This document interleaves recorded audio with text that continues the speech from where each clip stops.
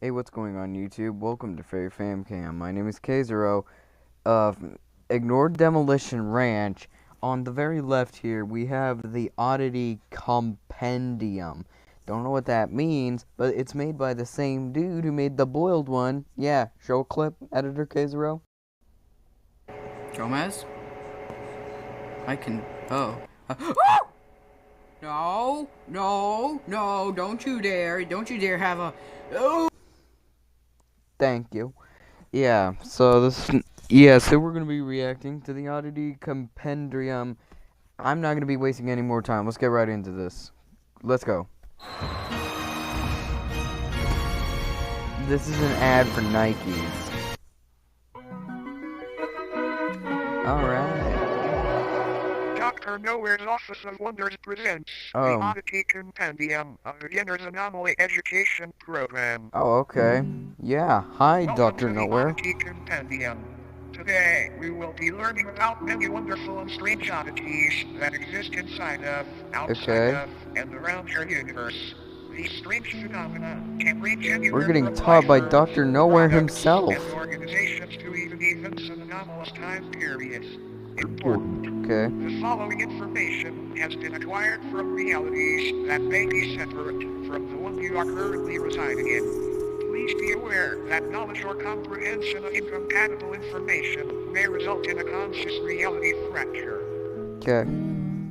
Wait, what'd that say? I don't know. Conscious reality fracture. Conscious reality fracture is an event that may occur when an individual, I cannot read that.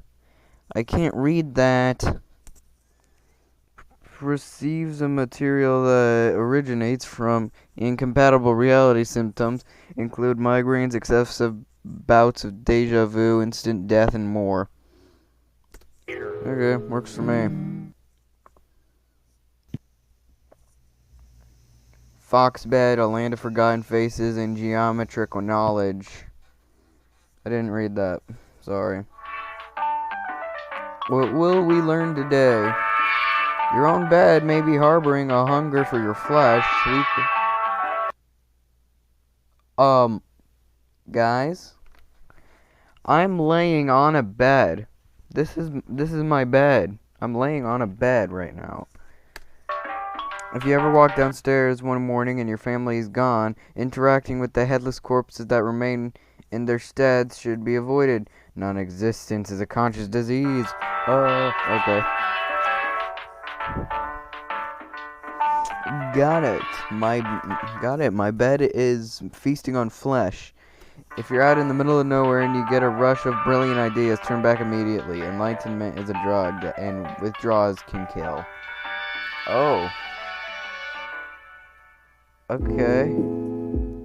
Flesh beds. Category parasite. Flesh beds or mattress folk are a species of parasitic subhuman that highly resemble bedding mattresses. The body of a dormant flesh bed appears identical to a standard mattress. However, slicing the thin sheet-like skin reveals many soft organs, limb-like appendages, and a humanoid head which hides beneath the skin. They were first discovered in the late 1960s when a mattress company was surveying excess storage. Upon finding many seemingly pristine mattresses that had not been sold, they gave them away to thrift shops and people in need. The people who received the mattress folk initially had no issues with faux beds. It wasn't until the air began to warm up that these beds awoke from their uneventful hibernations. I'm gonna stop you right there, mister, and get out of bed now. Okay, we're sitting on the floor now. The first reported victim was 19-year-old Alice Digere. She had been sleeping on a flesh bed for roughly 6 months before her sudden disappearance. Okay. After noticing the stench of sulfur and rot originating from her bed, her family called authorities, and the inside of the mattress revealed a feasting parasite, several hundred human bones, and a half-digested Alice. Oh my god. The method in which mattress folks sustain themselves is by waiting for the body heat of a host to wake them from their dormant state. Kind of like an egg, but not nearly as tasty. Yeah. After they awake, they slowly unfold themselves from their soft mattress-like bodies. This process is very gradual and happens underneath its body or on its side so as not to be detected. After roughly a month of this process and Yeah, 70 degrees Fahrenheit or higher, its head and arms fully emerge and pull the sleeping host into its body, where prey is slowly digested. not much is known about how these sleep I don't know if I'll be able to sleep tonight. I'm gonna be honest. beauties came about, but it is theorized that since they are subhuman, they were once a branch of Homo sapiens that merged with a mycelial network many years ago. Autopsies of fleshheads' digestive systems have revealed DNA samples from thousands of different people in each instance, some even tracing to people born during the 1600s. Alright. Another odd thing to note is that the mattress folk themselves contain DNA belonging to humans as well. One instance shared DNA in a blood type with Napoleon Bonaparte, leader of the French Republic during the time that the mattress folk were assumed to have come into existence. All in all, it might be a good idea to throw out that mattress that feels just a bit too warm lately. You might be sharing it with something unwanted. Good night, sleep tight, and don't let the bed light. Yeah. No. What was that The beat? headless macrocosm is a sub-reality nearly identical to Earth, save for the fact instead of humans, tail-headless corpses remain in their stead. These corpses... Okay, no. I do not like the way those things are freaking moving. Can I have a... I can't, okay. Though technically dead, do weakly breathe through the holes in their necks. Their hearts have also been observed to begin convulsing at seemingly random intervals. These beings are identical in appearance to one another aside from physical dimensions, which can vary severely between each corpse. That is freaky. That is too freaky. Oh.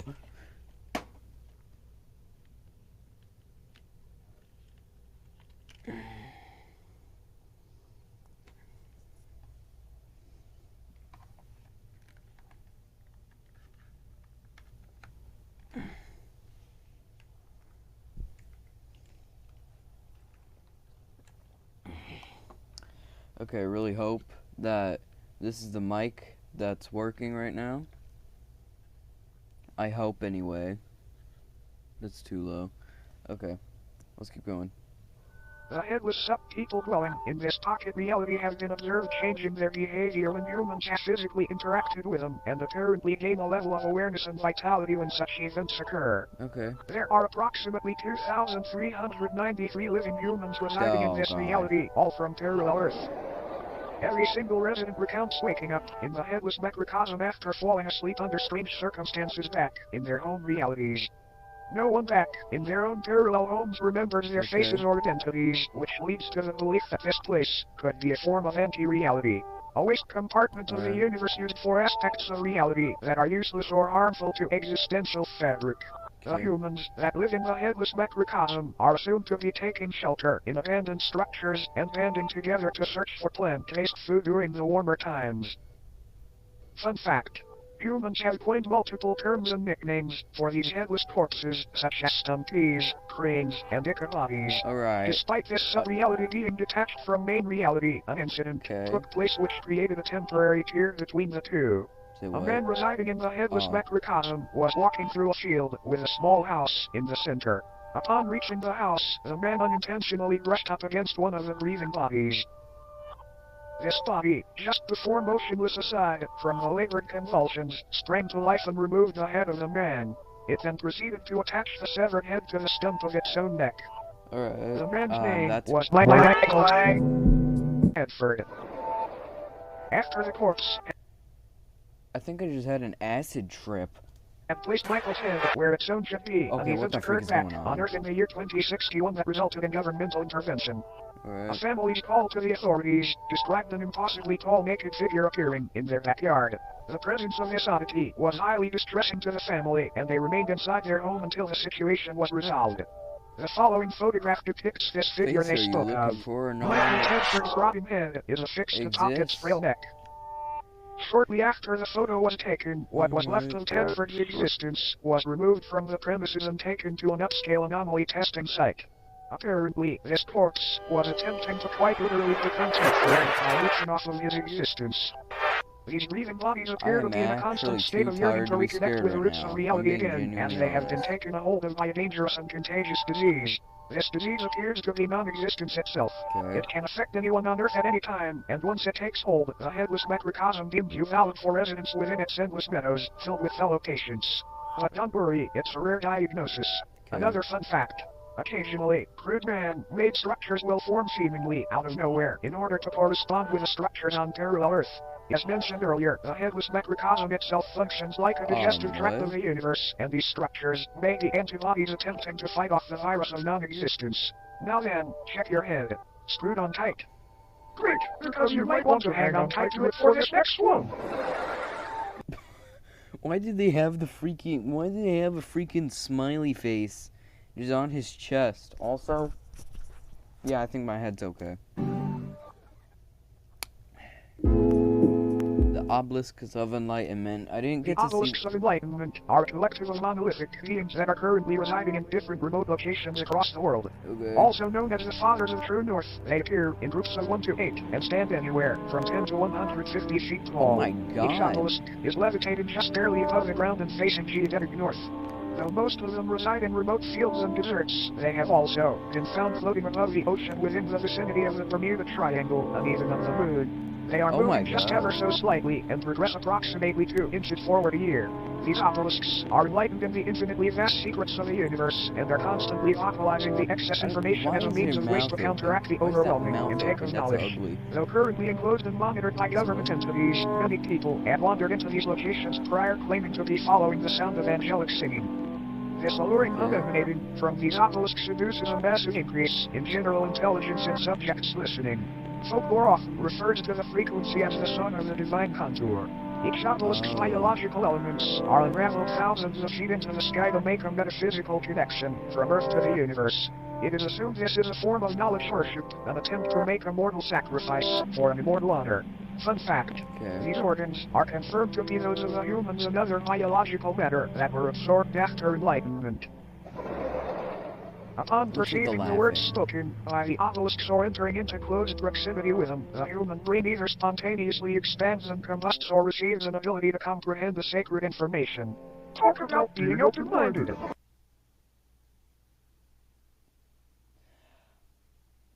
I don't know what to say about that. Okay. Whenever a subject is able to comprehend this knowledge, they are biologically absorbed into the obelisk, becoming wholly unified with the being. It is not entirely understood how these anomalies were brought into existence, but they seem to be tears in the fabric of reality akin to black holes.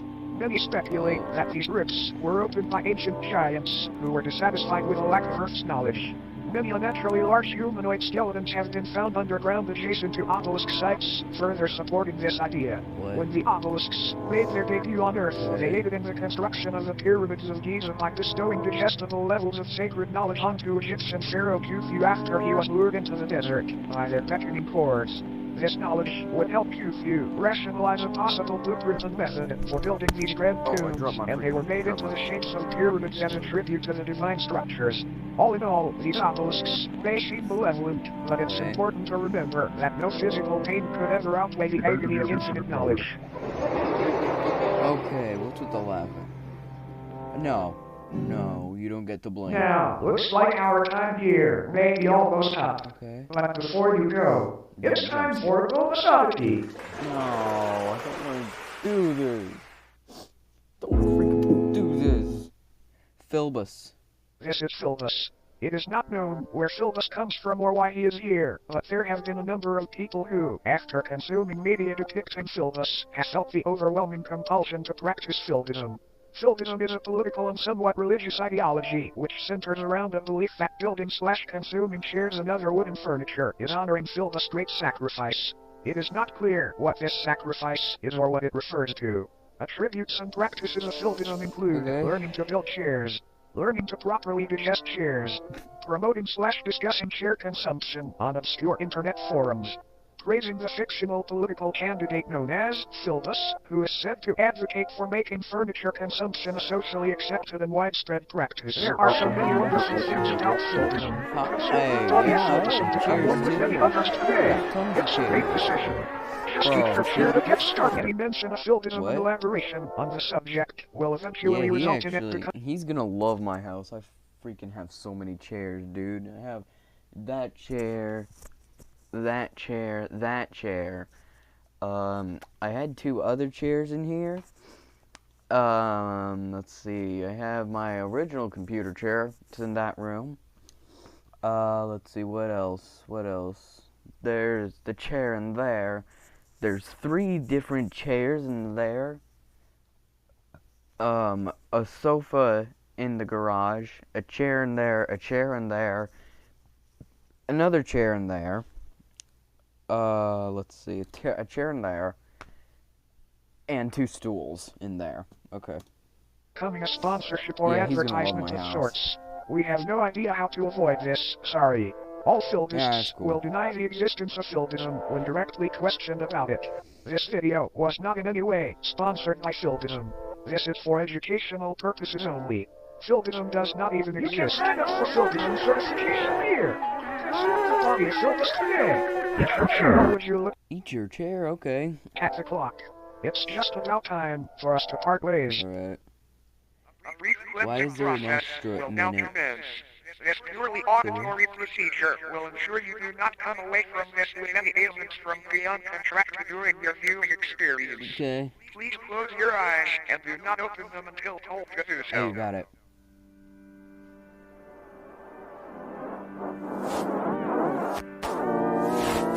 What's going on?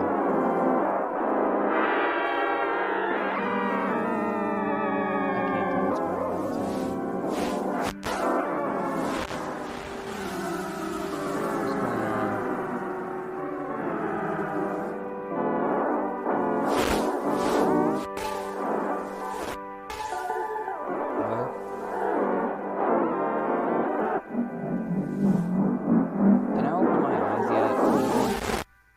You may now open your eyes. Thank you for complying. Yeah. Thank you for attending Dr. Nowhere's Office of Wonders. We hope that you enjoyed your stay. Okay, thanks, yeah. Goodbye, we love you. Thank you much, I very much so love you too. And that's it, amazing. Anyways, yeah. It doesn't really matter if I close my eyes or not. I'm gonna see it during editing, so, yeah. That is about it. Goodbye.